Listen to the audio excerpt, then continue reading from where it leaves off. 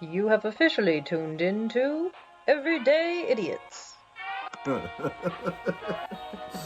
I'm Abel. I'm Christina. This is a podcast where we'll talk about the silly side of life, love, and comedy. Yeehaw! All right. Well, hello and welcome, Abel. Good morning, Christina.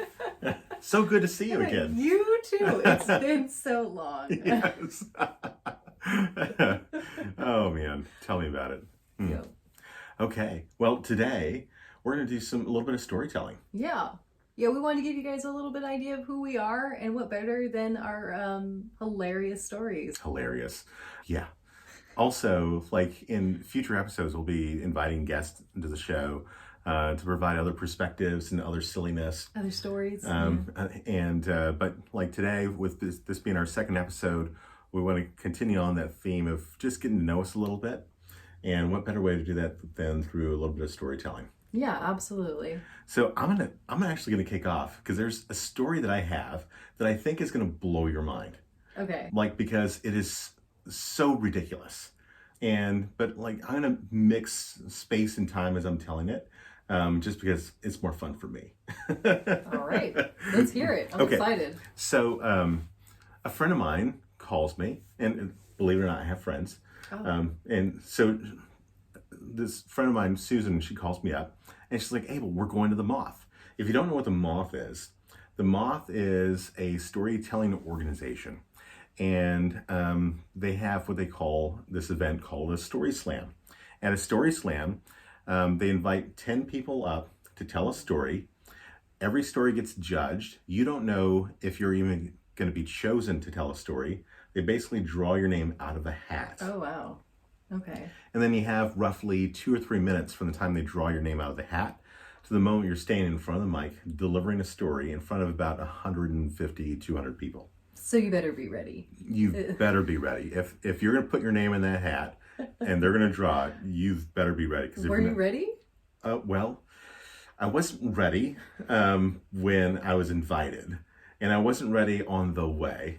And I wasn't ready as I sat there in the audience. I really wasn't ready until they called my name. That's when I was ready. Well, at least it kicked in then, you know. Well, yeah, at some point it did kick in.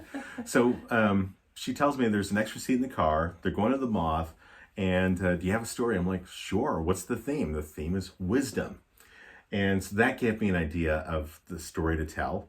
But I had not built this story out, not for a purpose like this. So there was only a couple of days notice. I was really, really busy, and I didn't have any time to prepare the story until we're in the car. And of course, you put a bunch of storytellers together in a car, and all they're going to do is talk. And at some point, I told them, okay, friends, I need like 30 minutes of like no talking so I can put this story together. So we have a little heads down time. There's still some chatter here and there, but everyone was pretty well behaved. And I'm putting this story together, but I just can't get the hook. It's just not there. And we did a practice run each in the car. I was heavily tied to my notes, but it just wasn't like working. We get to the Moth and I'm like, well, I'm here. I'm going to put my name in and we'll just see how it goes. Just to ask, is this supposed to be like some type of comedy, or is it like just storytelling? It's just storytelling. Like, funny stories do really well at the Moth, but they all have to be real life stories, things that actually did happen. And everyone's theme was wisdom, right? Everyone's theme is wisdom. Okay. Yes. So I put my name in the hat. We sit down. The first half of the show, only one of my car friends name was called, and she did an amazing job telling the story. There's a intermission. The second half of the show starts. My friend that invited me gets called up. She's like number 7. Then we get to storyteller number 9. Oh, and she was phenomenal as well, by the way. We get to story number 9, and this lady was up on the stage, and she could have been a comedian. She was so freaking funny. I loved her to death. And at this point, I'm thinking, okay, I'm not going to be called. Yeah. But like somewhere in there, in that second half of the show, the hook came to me. And I'm like, I am ready. And then they draw my name. And I literally was doing fist pumps with, yes! I was so glad that A, I figured out my story, and B, that I was actually doing this. Yeah. So I get up on stage and I'm like all smiles and I just get into it. So I was 18 years old. I was out of high school and everyone in my family had been a laborer. My brothers were laborers. My dad was a laborer. Everyone in my family tree was a laborer. I figured I'm going to be a laborer too, but I didn't want to be. I didn't know what I wanted to do when I grew up, but I did want to be a laborer. And so I'm finishing my first year of college, and my dad gets deathly ill. He went from about a 200-pound man to about a 135-pound man. Mm. And there I was in the hospital holding his hand when he tells me goodbye. Mm. And I thought that was it. Yeah. The next day I get back to the hospital and he's a little bit better. And that was the first day that he started to recover from this horrible illness that he had, and which was awesome. But the downside was that at the same time, it left a void at home and I had to go to work. Right. And so I took my dad's job and I became a laborer. I was working as a stagehand of any big stage production that went through town in San Antonio. So Broadway shows, rock concerts, you name it. If it was big, I was there. And it was like, it had its advantages. There was some really cool things. Like I met the whole band Metallica. What? Which was really, what? Yeah, not kidding. This is like, had to be at their biggest peak. Oh man, I'm jealous. And it was pretty cool, but like, I don't know, I was never starstruck. So it really didn't faze me. I had all of them sign my backstage shirt. And if I was really cool, I would have used that to impress my friends, or would have used that to like improve my dating pool. If I was smart, I would have held onto that shirt, would have sold it on eBay. But no, I wore it to play basketball and mow the lawn. Do you still have it? No. No, What happened to it? I wore it till it fell apart. Oh, because you loved it. See, but that's kind of cool. Like you get something so meaningful, and a lot of people want to frame it, put it on a shelf, and I understand and respect it. I really do. But there's something very like sweet and just to the heart about like, no, I love it. I'm wearing it every day.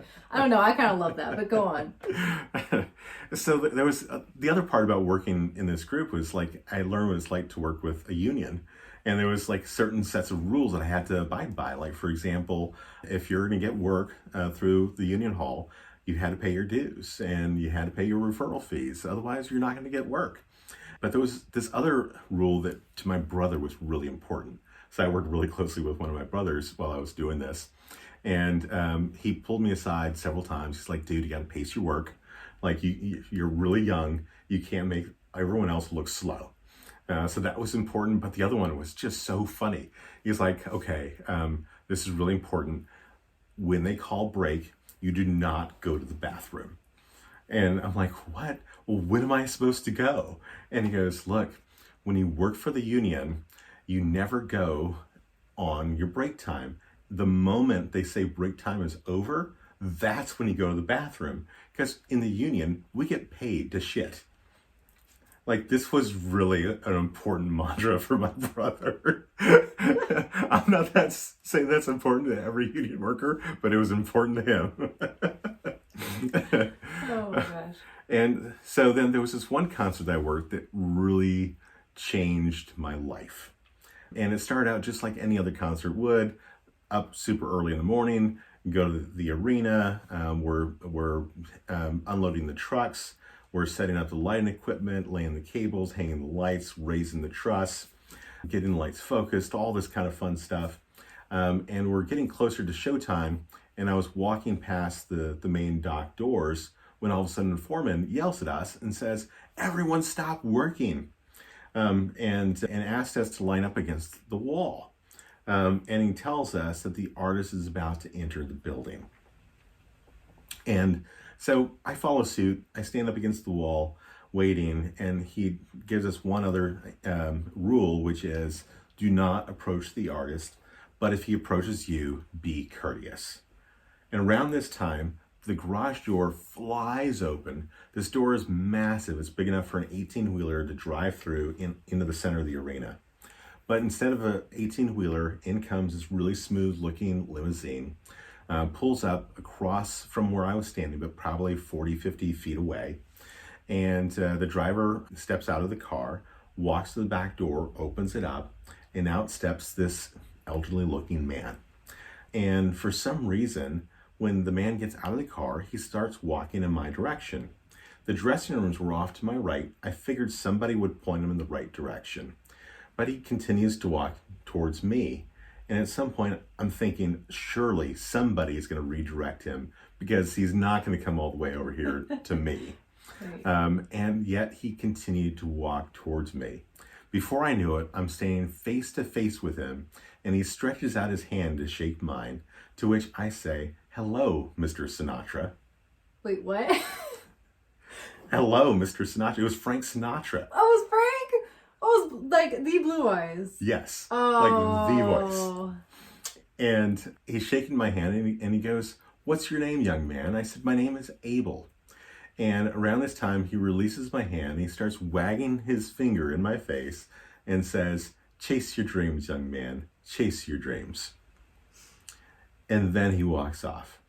And all of those fears that I had about being a laborer in my career suddenly went away. Because when the voice speaks, you have to listen. Yeah. That's what they call him, the voice. Like before there was the show, yes. The voice. Like that was like what he was called. The voice. Yeah. Like even to this day, I still listen to Frank Sinatra, and it's just so soothing, so cool, and it still amazes me that I met this guy and he told me to chase my dreams. So cool. That is such a cool story. I have some Frank Sinatra records. He was actually some of the first records I bought to play on my record player when I was a teenager. And so I was introduced to big band before jazz. But yeah, I was first listening to Old Blue Eyes. That is so cool. I'm very jealous. That's awesome. Well, there's also a factor of age. We were alive at the same time. Wait, what year is this? This was 91. Oh, see, I was born a few years later. I'm not sure when Sinatra died. It was probably in the late 90s, mid to late 90s. Yeah. Something like that. Yeah. But man, what a great entertainer he was. That is such a great story. I love that so much. Did you start changing like your trajectory of your life after that? Well, it was just like, or did it get you started? I had dropped out of college, and I had a lot of people nudging me just to continue doing what I was doing, which was labor work. Right. And that actually drew me back into college because I didn't want to be a laborer. Nice. I wanted to explore business.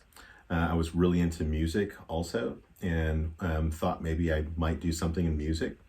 I don't know, quite honestly, I never really figured out what I was going to do in college. I just kind of graduated and did my thing, stumbled my way through business, and have had a lot of fun, a lot of great experiences doing it. But I think I still crave more artistic stuff, which brings me here. Yeah. That's awesome. I love that. So, like, Old Blue Eyes, like, encouraged you to go back to college, really. Yeah. Like, that's so incredible. Like, because, sometimes our stories is just like, you know what, my dad really, like, pushed me and encouraged me to, to go to college or something like that, right? Yeah. Or, like, I had an aunt who, is persuasive, but it's like, oh, what made you decide to go to college or big business? Like, oh, Frank Sinatra himself. Yeah, so me and Frank, we're hanging out this one night. Cigars, brandy. My story does not include any celebrities. Well, that's because you are the celebrity. That's because I was the celebrity of of the story. Not a real celebrity in life, but it was a celebrity of the moment. More like the awkwardness of like Michael Cera kind of celebrity moment. But oh gosh. Yeah, I do love that story. That's so cool. But I guess I'll do mine before we run out of time here, and then we'll probably finish off talking about a couple of other things we want to hit before we go off. But mine is not quite as far back. This is a couple of years ago when I was in my mid-20s. I was actually taking a volleyball class at the community college out here, and because I was trying to slowly working away at get my classes down, and I'd never taken. That's not true. I think I needed to take like maybe one more like physical activity, or maybe I just wanted to take it. I kind of don't remember now. Well, I was like right when you said volleyball, I was curious. Like, was this a way to meet people? I think I had played volleyball a little bit with my friends and stuff, and every time I'd done it, people thought I was really good. And I'm pretty short, but like I was decent at it, and I hadn't played much sports. Plus, you've got some ups. You can like jump 3 feet off the ground. Yeah, that's all I had. That was it. But yeah, just showing off my bunny moves. But I don't know. I wanted to take volleyball, and I took volleyball. This volleyball class, gosh, I'll have to go into it in another story, because like they only offered one, and it was like a 101 intro, beginners for volleyball, right? And everyone in the class but me was like an expert volleyball player. It was a pain in the ass. They're all like 11 feet tall and have been playing volleyball for years and just repeated taking this class. Oh my. So you're like amongst the Olympians. Yes. Like that's how it felt. Yeah. It kind of slightly turned me off to volleyball, and I obviously wasn't feeling as good about my volleyball skills anymore. So volleyball has left you jaded to sports. Yeah, forget sports. No, no, and I still like volleyball. I'll play for fun and stuff, but basically I missed a couple of classes.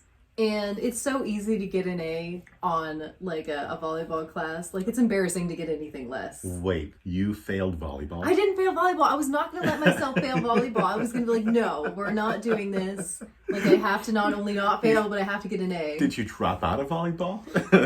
No. The coach offered this extra, extra credit activity that we could do. Like, because I missed a couple classes. Yeah. He was like, oh, well, the school has like a ping pong, like a tournament that they're doing for the ping pong classes, Okay. And it's like their big one. It's like their yearly one that they do. And they're like, if you go and watch it, if you go just watch the ping pong tournament, we'll give you the extra credit to mix up, to, make up for your missed classes here at volleyball. Wait. Just so that everyone hears this correctly. You had to go and watch ping pong as extra credit in order to get a passing grade in volleyball. Yes.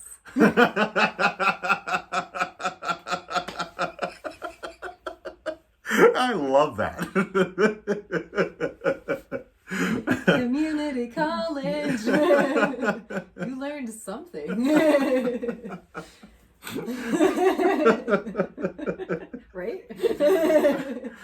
That's awesome. So I go, right? And I know that like then the coach is like, I'll be there, and I know a couple of them are other people are going. They're like, oh yeah, we're gonna go. And so I was like, cool, I'll know people there, I'm just gonna sit on the bleachers or whatever and watch a ping pong tournament. I've never watched a ping pong game or tournament or anything like that. In fact, I never even played ping pong myself, didn't know the rules. Okay. Like I'd seen them in rec rooms, I'd picked up a little ball, did a little thing with my cousin for like 2 seconds or something once. Like I really had never played ping pong. I didn't know how anything worked. Right. And so I'm going in to watch this completely blind. Like I don't know what this is going to be. Complete novice. Yeah, but which is fine because I was going there to just watch, and like I thought I'd pick up the rules while watching. It didn't matter if I didn't. It's not like you had to like write a little thing at the end of it, Yeah. Like the coach was just going to see you there. Okay, so like sidebar though. So you're going into this ping pong thing.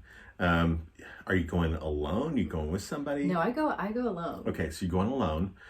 So what is like the side thing you're going to do while you're there just to help you pass the time during this activity where you clearly have no interest in? I was just going to scroll on my phone. I don't know. Like I was just going to sit there and chill and wait it out. Okay. Like I was just hanging out. And I got there early too. I got there which was really my first mistake, you guys. Overachiever. Overachieving. Really wanted to get the extra credit. This 5 points so bad. So I get there a little bit early, not a lot, you know. And so they're I get there and they've got multiple rooms set up with multiple ping pong tables. Mm-hmm. And they're kind of getting things together. People are moving stuff around. Some of the players are like doing warm-up practices, I guess. Mm-hmm. And I don't really see my coach yet or anyone I know from the class, and so I don't really know anyone there. I'm kind of just like sitting to the side, Mm-hmm. and just kind of on my phone, just kind of like being a weird loner, like oh, I just want to watch you guys. But and so like you know, these friendly ping pong players who were warming up, they kind of turned to me and see me kind of sitting by myself, and they're like, "Hey, do you wanna you know, play with us? Like we're just warming up and stuff." And I'm like, "Oh no, like I'm actually just here to watch the game. Yeah. For when you guys get started, like I don't actually really know anything about ping pong, you know, and you know, it's the ping pong, like just right away, like I don't know shit." And they're like, no, that's okay. Like, we'll teach you the rules. And I'm like, oh my gosh, like, no.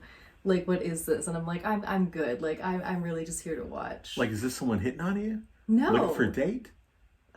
They're just two. It was two guys, right? Yeah. And I think they were just bored. Okay. I think they were just warming up, waiting for the game to get started. Yeah. They just saw me sitting by myself, and they're like, "No, come on up. Like, we'll show you the thing." And I'm really telling them, like, "No, that's okay. I seriously don't know how the game is played." Okay. And they're like, "No," and they just hand me a paddle. And I'm just sitting there with the paddle, like, well, now I guess I'm a dick if I don't get up and play. Like, shoot. And so I walk on over to them with a paddle, and I'm like, "Okay, you guys, but like, really, I don't know any of the rules. I have no idea how the game works. I've never played." Well, period. the other big question I've got is like, what's on your feet?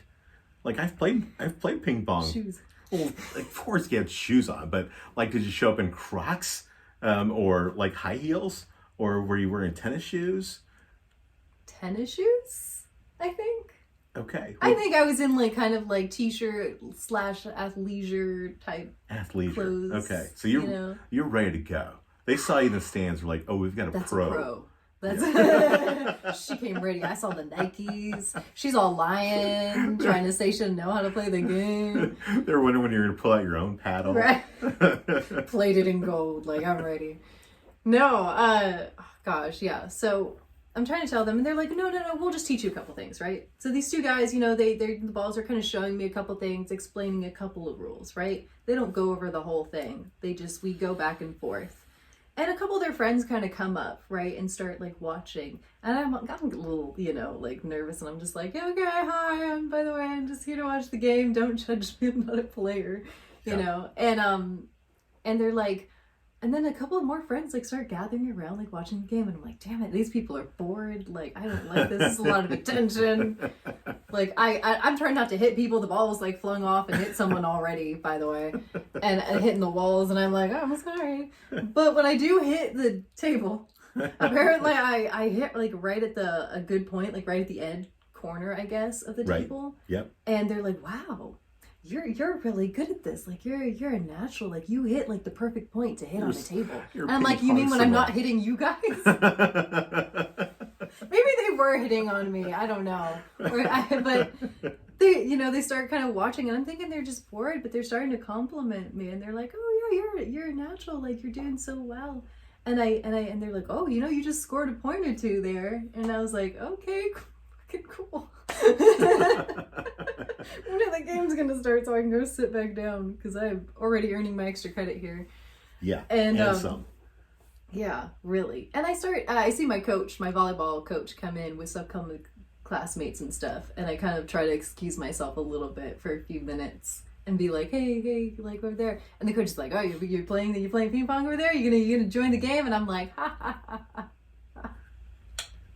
And he's like, no, really, you should go play with them. And I was like, oh, I don't know how to play ping pong. Like, they're literally just showing me the rules. Like, I don't know how it's played, by the way, at all. And I was like, but I'm here for my extra credit, coach. Like, I'm here, you know. And he was, you know, making a joke, but I don't know how much of a joke now he was making, because at that point, they're talking about getting, you know, people situated. The game's going to start soon. And this random lady, hadn't seen her before. She has the camera, and she's like, okay, we're getting everyone together to take a picture of all the players for the game before the game starts. grabs me. She don't know me, I don't know her, okay? She grabs me by my arm and says, come on, we're taking the picture of all the players. And I'm like, oh no, she saw me warming up with guys. She thinks I'm a player, right? Right. And I'm like, no, like misunderstanding. Like I'm not actually playing in the games. I'm here to watch. I was just like kind of like for fun warming up with them. Right. And she hears me, looks me dead in my face and goes, stand over there for the picture. And I'm like, and I'm trying to get out of it. I'm like, I'm not a player. But then everyone's already in position. Like they're already like the line, that's people on the knee. Like they're ready. Right. And she's already grabbed me and thrown me into the picture. And then they're like, okay, like 3, 2, 1, like to take the picture. And I all of a sudden have to like, how do a ping pong player's pose? As if ping pong players have a pose. Exactly. Like it's got to be an action shot, right? This wasn't in the rules. But why didn't somebody else say, no, she was just warming up with us? Like no one would say anything. And I kept repeating myself to them, like, no, I'm not part of it. And it was too late. She's like getting the camera all focused. Everyone's still in the picture. And I'm just like, oh, okay, I'm here. Like, I guess. And so I try to do a natural pose and I'm like, shoot, this has gotten out of hand. And then as she clicks the picture and she goes, perfect, these is the photos that we're going to put up next to all the other photos you see here on the gym walls of every year of the tournament for the ping pong games. Oh my God. And I'm like, I'm going to be on the wall of the gym forever. That is amazing. Yeah, we're going to have to go visit this sometime. Yeah, it's still up there. And do some kind of like memorialize the photo. But I'm curious, like what kind of camera she used? Was it one of those disposables? It was like a big one. It was a nice one. No, no, it was very official, very nice camera. Okay, I was just wondering, maybe they haven't taken it to the store yet. Does she have a camera guy? Hopefully, my camera guy who never gets you your film. Yes, it would take months to get back. Yes, hopefully years, right? I've never went back to see it, by the way. Oh. Like I know they put it up field and trip. Everything, but yeah, like field trip to the gym. So I have to go back and see it. This is just the beginning, by the way, folks. Wait, what? There's more? There's so much more. Oh shit. Okay. So just a quick recap, bring everyone up to speed. So you are an imposter who has warmed up with everybody in this ping pong tournament. You've taken a photo with all of the ping pong experts and who you were claiming to be one of. Yes. And there's more. Okay. So, I'm already a fraud at this point and have infiltrated the ping pong world. And, but this entire time, I've been saying, no, I'm not a part of things. And I'm like, oh, shoot, we're going to have that photo up on the wall. I don't even know how to, whatever. And so I literally tried to, go sit down, literally to just, oh my gosh, get me in the audience, Right. And, because the audience has already started to just start trickle in and stuff. So I'm like, okay, I need to go back over there and sit with them. And, which by the way, my coach and my teammates could have said something. They could have all just been like, no, she's not here. No, silence. Those other guys who knew, they could have said something. All their friends. No one wanted to help you, Christina. No one. So I try to go sit down and then they kind of stop everyone a little bit. And I'm still standing by the ping pong table. And I'm trying to move over back to the audience, but everyone's kind of frozen. They're having everyone stand, and they're like, oh, the coach is coming, the ping pong coach. He's going to do a speech.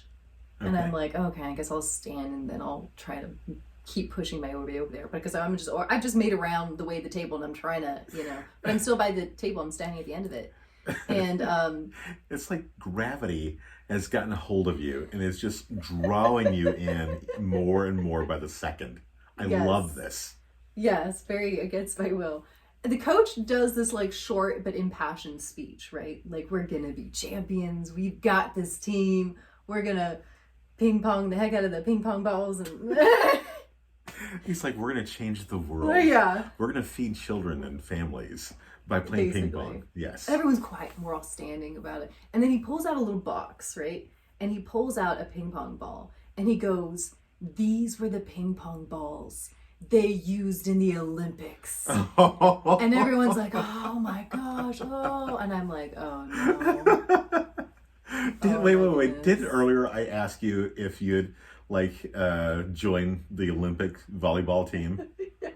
But no, you've joined the ping pong, the Olympic ping pong. We won't get team. ahead of ourselves, but yeah, he pulls them out, and everyone's all in awe of the balls, right? Like the Olympic ping pong balls. Were they kind of like the bowling balls? They were small. Pilot episode, everybody. Go check it out. If you want more ball material, we're on a roll. So, and then he announces that everyone's all in awe. You know, I don't realize that I'm kind of standing at the end of a ping pong table, still with my ping pong, like the paddle in hand, right? And he goes, it's like, and let the games begin at table 1, and points to me, who is standing at table 1. And everyone's looking at me, and and I'm just like, the entire room is staring at just me. I didn't realize this was table 1 and where the games were starting, and I'm the only person there with a paddle in hand. He hands me the Olympic ping pong ball, like a ceremonial act of like passing the torch for the first game to begin. Oh my god, that's great. And I take it like, someone fucking help me. but hang on a second, like, isn't there, like, if this is a tournament, there's like a bracket somewhere, and your name is not on said bracket. So why did they think you were playing? Well, you know, there was a real helpful person who, you know, because I kind of turned to the guys, right? Because they're kind of standing close to me, and I'm like, you guys got to get me out of this. I'm obviously not playing in the tournament, right? But I'm kind of like trying to do it slightly, like whispering, like, you guys got to get me out of here. Like, come on, let's actually do the game. And then they're all like, yeah, start off the tournament. Enter into the ping pong championship. And I'm looking at my coach, I'm looking at the guys, they all know I don't know how to play ping pong. I didn't even learn all the rules, by the way. They only showed me a couple. And I'm like, ha ha ha, you guys. And then someone goes with chalk onto the board and writes my name. And then they go, we're ready. Well, wait a minute, how did they even know your name? I introduced myself like earlier. Like, oh my god, I'm Christina, by the way. Another mistake, apparently. Should have lied. I don't know. Oh my god, that is fantastic. And I'm too on the spot. Someone literally goes up and writes my name. They all just decide to agree. Like, yep, this is it. You're in. It's like everybody is playing improv, but you don't know what the game is. That's exactly what it's like. Like, the whole room was against me. And, oh my gosh. Anyway, I don't know what to do. The game's officially started. I think there's even a timer and shit on it. And they're like, well, go. Here we go. You have the first serve with the Olympic balls. Do it. And I'm just like, well, here we go. And I start playing. I go back and forth with one of the guys that I was practicing with. I think they're all having like a little bit of a good laugh with this too. Like, they're trying to keep it calm, like act like this is normal and I'm definitely a player, you know? Please tell me that they all like threw their skills out the window just to make sure you won the championship. No. No, they played hard. They played to win. They just also played me. Like, were they like just hammering that ball so hard that you had no chance to return it? No, it wasn't that bad. They played well. They played down enough where I could like physically like hit it back. But maybe that's because I'm a prodigy. I don't know. You know. Yes. Definitely. And I don't know what's going on, right? Like, I get the essence of here's the ball, we hit it with a paddle, right? I'm aiming for table. I'm not hitting any people. Right. Hooray.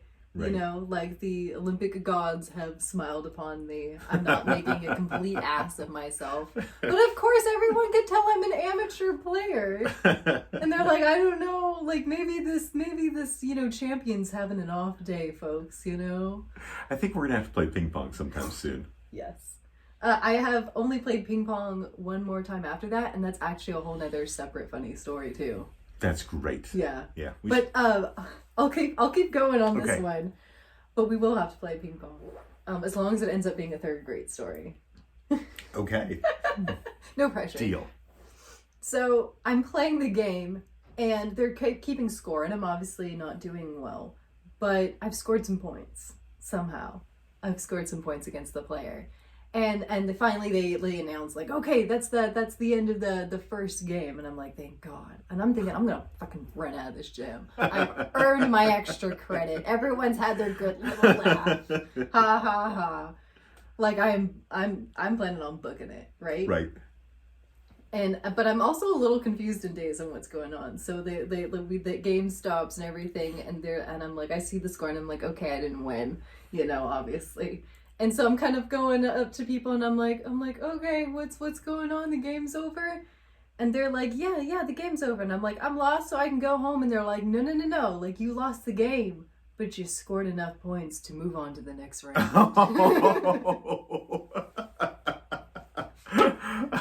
There's still a chance for you to be the champion. Yes. I could still be a champion, apparently.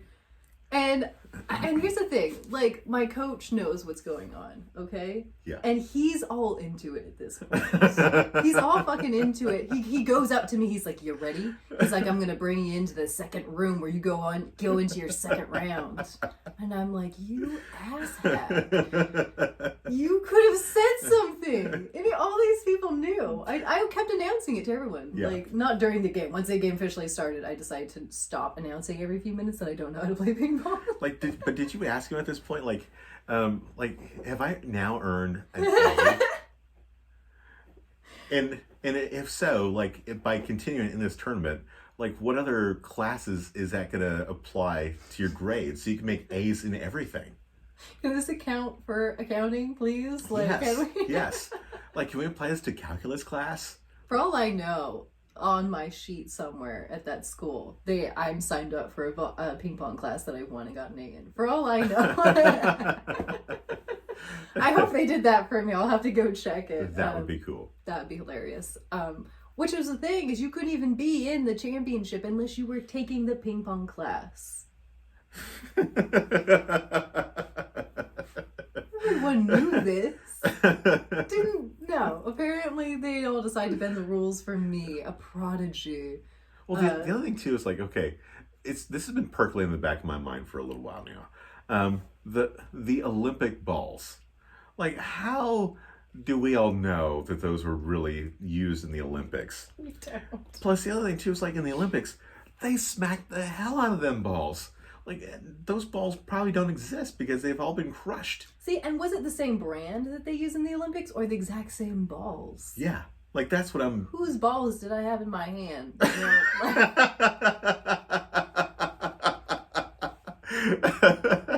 It was that kind of tournament. Oh boy. Every episode, we'll uncover new balls that are in your hands. It'll be a theme. Notes for the next episode. We'll have to change the podcast to the balls in their court. Okay, but so I'm kind of in a daze, and I'm ushered into the next room, the second room. There's like smaller audience in this room, right? Okay. Because we've got kind of multiple games going on. We got an audience over here, we got an audience over there. And now you're in the losers track, so it's going to be like a smaller audience. Smaller audience, separate room. Now the guy I play against, I didn't see him before. He doesn't know who I am. He doesn't know that I'm an imposter. He doesn't know how skillful you are. Yeah. For all he knows, I'm in a different ping pong class or what. I don't know what he thinks. Maybe he's going, this girl wasn't in the ping pong class the whole time. Who the fuck is this? Well, did you give him a heads up? No. No one gave him a heads up. Nobody. And Mike, you know what's funny? And he gets me in there. My coach does. He gets me in the room. He gets me in my paddle. He's like, okay, it's going to start any minute now. And he gives me this little, and he's all into it too now. Yeah. He's like, oh, I'm your coach, and he's all like, you know, arms crossed. He's like, you've got this, kid. Like you're you know, and you're gonna keep your head focused. And I'm like, you dick. Like what?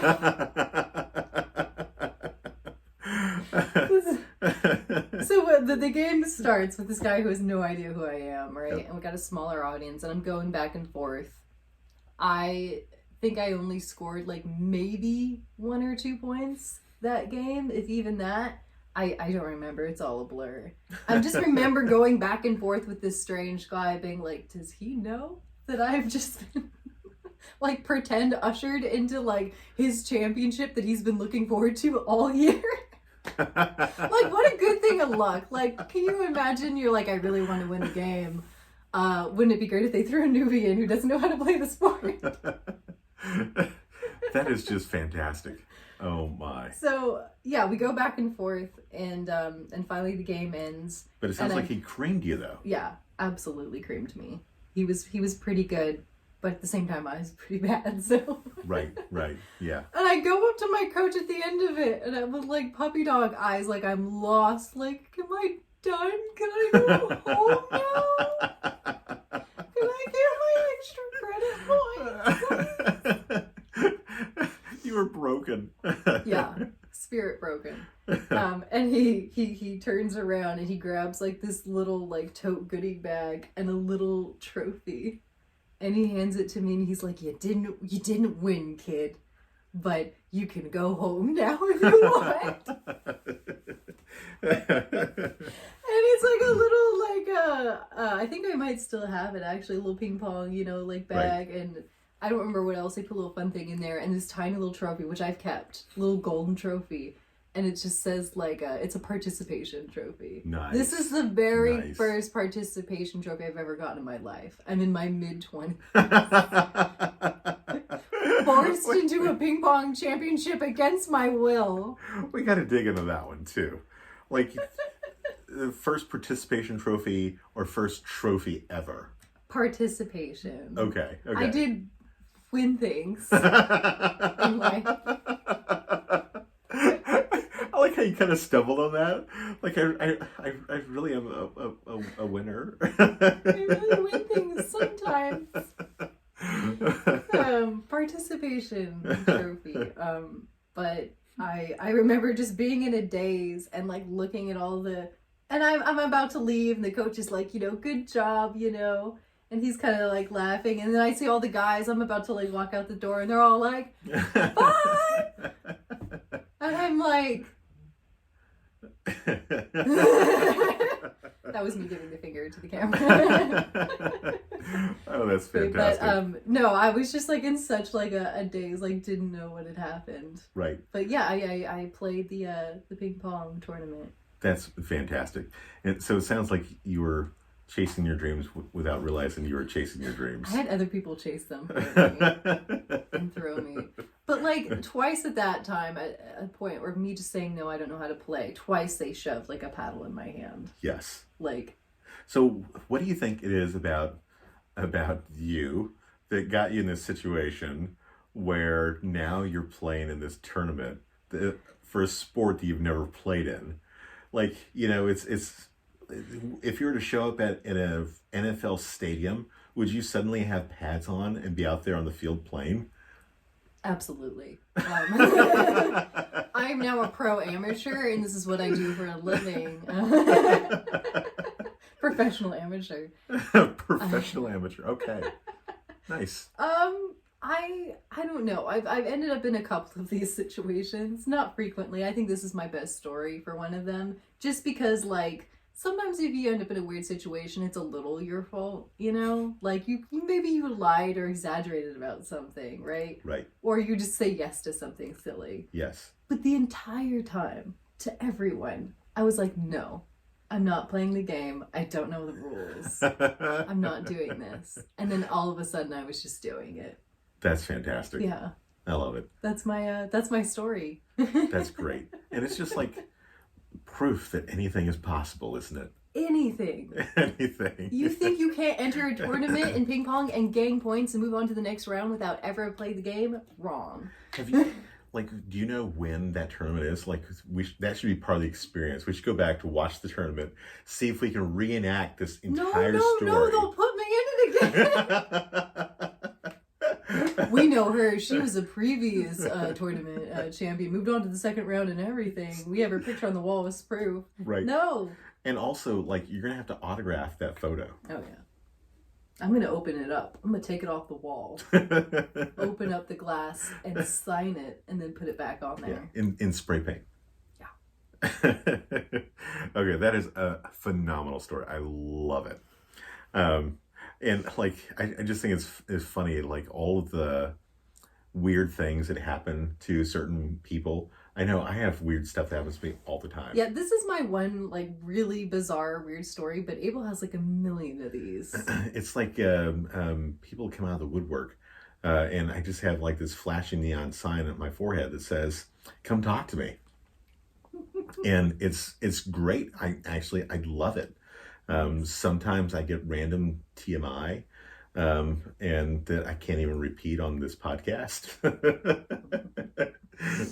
But sometimes it's definitely just I've put myself in a really awkward position, or situation. Position sounds like the wrong word. Christina, I'm getting hungry. Yeah. And I love to eat, and I love food, and I'm starting to think about something delicious. But mine. Well, I'm just afraid that if I say it, you're going to go, "Oh no, I don't do those things." Is it a meatball sub? Is it spaghetti and meatballs? Yeah, spaghetti and meatball sub is what I was thinking of. Is that a thing? That probably is a thing. Oh, that sounds disgusting. That sounds like something you could get in Jersey. Oh, yeah. No. I was thinking of a taco. I mean, we are in Austin, so... Yeah. Yeah. You could definitely get some tacos. There's a great truck nearby. Oh, yeah? Okay, we'll have to hit that up. Yes. I think we've kind of wrapped things up on this one. Have we? Yeah, I think so. I think we can't bend their ear for too long. Well, I brought some tools to continue to bend them. Hammer, chisel. Against your will, you will play ball with us, folks. Ball's in your court. You have the option to subscribe and follow and like and listen. Yeah, thank you guys for being part of our little story time here. Well, guys, this is Everyday Idiots. Idiot number 1 and 2. Apparently, I didn't know we were numbered. I discovered this last time. And apparently I'm idiot number 1. Not sure again if that makes me the king of all idiots or just the biggest idiot. But it is. And it is a thing. But this is the podcast. It's your podcast where we talk about all things silly, about life, love, and comedy. And I hope you had a great time because I know that we did. Yeah, absolutely. Thanks, Christina. Thank you, April. Have a kick-ass day. You too. All right. We'll see you guys later. Bye. Very serious now. Okay. We have to do the outro now, April. You've been listening to the Everyday Idiots podcast, where we talk about the silly side of life, love, and comedy. Please like it, subscribe to it, and tell every friend you know about it. Thank you for listening, and check back soon for our next episode. Yeehaw! Don't do the yeehaw!